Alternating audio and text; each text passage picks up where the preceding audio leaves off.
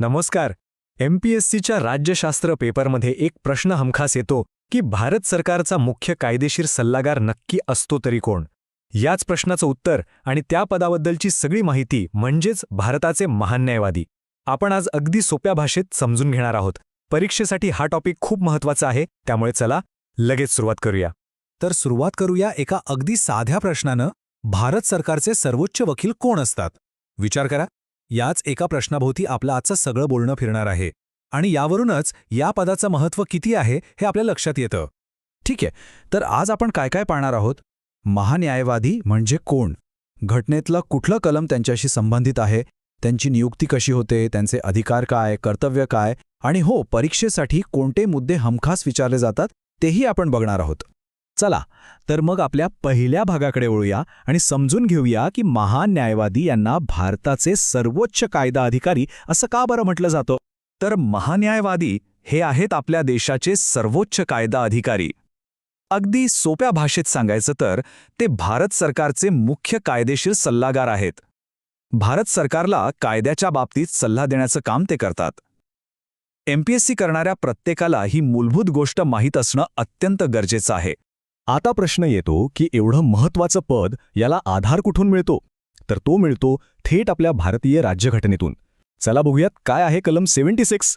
हे लक्षातच ठेवा, भारतीय राज्यघटनेच्या कलम 76 नुसार महान्यायवादी या पदाची निर्मिती झाली आहे. म्हणजे काय? तर हे एक घटनात्मक पद आहे, स्टॅच्युटरी नाही.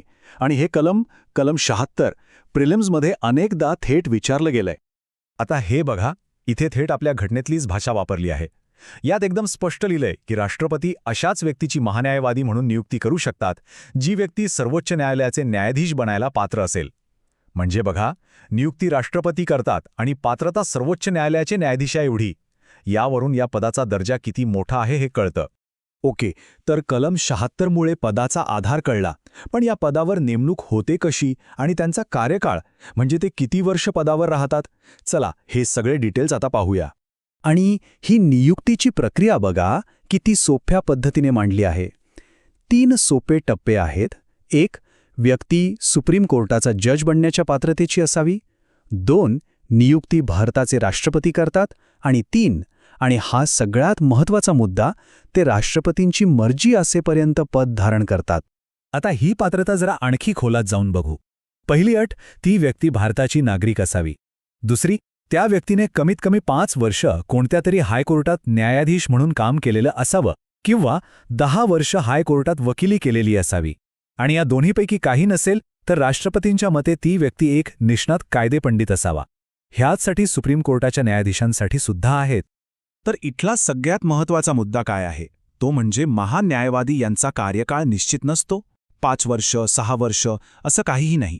त्यांना पदावरून कसं काढायचं याची प्रक्रिया किंवा कारणंसुद्धा घटनेत दिलेली नाहीत. याचा सरळ अर्थ असा होतो की राष्ट्रपती त्यांना कधीही पदावरून दूर करू शकतात.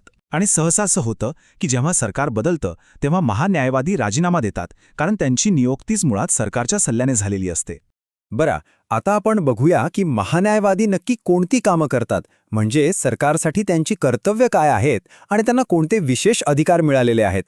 त्यांची मुख्य कर्तव्य म्हणजे कायदेशीर बाबींवर भारत सरकारला सल्ला देणं, सुप्रीम कोर्ट किंवा देशातल्या कोणत्याही हायकोर्टात भारत सरकारची बाजू मांडणं, राष्ट्रपतींनी वेळोवेळी सांगितलेली कायदेशीर कामं करणं आणि घटनेनं त्यांच्यावर सोपवलेली जबाबदारी पार पाडणं. थोडक्यात सांगायचं तर ते भारत सरकारचे वकील आहेत. त्यांना काही खास अधिकारसुद्धा आहेत, जसं की त्यांना भारतातल्या कोणत्याही न्यायालयात जाऊन सुनावणीत भाग घेण्याचा अधिकार आहे. ते संसदेच्या दोन्ही सभागृहांमध्ये म्हणजे लोकसभा आणि राज्यसभेत कामकाजात भाग घेऊ शकतात, बोलू शकतात. त्यांना खासदारांसारखेच विशेष अधिकार आणि संरक्षण मिळतं. पण एक मोठी मर्यादा आहे आणि हीच परीक्षेसाठी खूप महत्त्वाची आहे. ती म्हणजे त्यांना संसदेत मतदानाचा अधिकार नाही. ते बोलू शकतात पण वोट करू शकत नाहीत. परीक्षेमध्ये अनेकदा गोंधळ होतो तो महान्यायवादी आणि महाधिवक्ता यांच्यामध्ये. हा गोंधळ टाळण्यासाठी चला या दोन्ही पदांची एक छोटीशी तुलना करूया, एक केंद्रात तर दुसरं राज्यात. हा तक्ता बघा, अगदी सगळं स्पष्ट होईल. महान्यायवादी ज्यांच्यासाठी कलम आहे 76, तर राज्यामध्ये असतात महाधिवक्ता ज्यांच्यासाठी कलम आहे 165. महान्यायवादी केंद्र सरकारसाठी काम करतात, तर महाधिवक्त्या राज्य सरकारसाठी.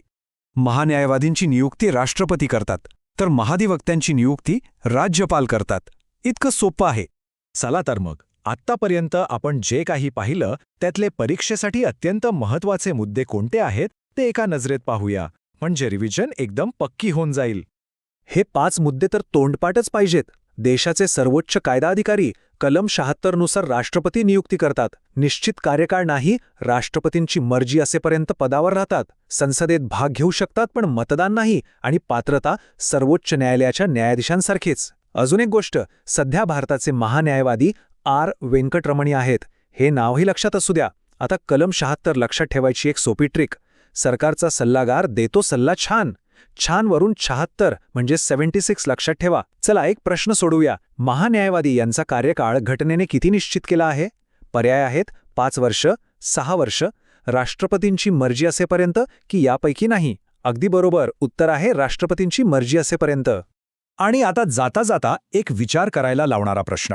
आपण पाहिलं की महान्यायवादींचा कार्यकाळ निश्चित नसतो, तो राष्ट्रपतींच्या मर्जीवर अवलंबून असतो. आणि व्यवहारात राष्ट्रपतींची मर्जी म्हणजे सरकारचा सल्ला. मग या तत्वामुळे देशाच्या सर्वोच्च कायदा अधिकाऱ्याच्या स्वातंत्र्यावर, त्यांच्या निष्पक्षपातीपणावर काही परिणाम होत असेल का? यावर नक्की विचार करा. याने तुम्हाला हे पद अधिक चांगल्या प्रकारे समजून घ्यायला मदत होईल.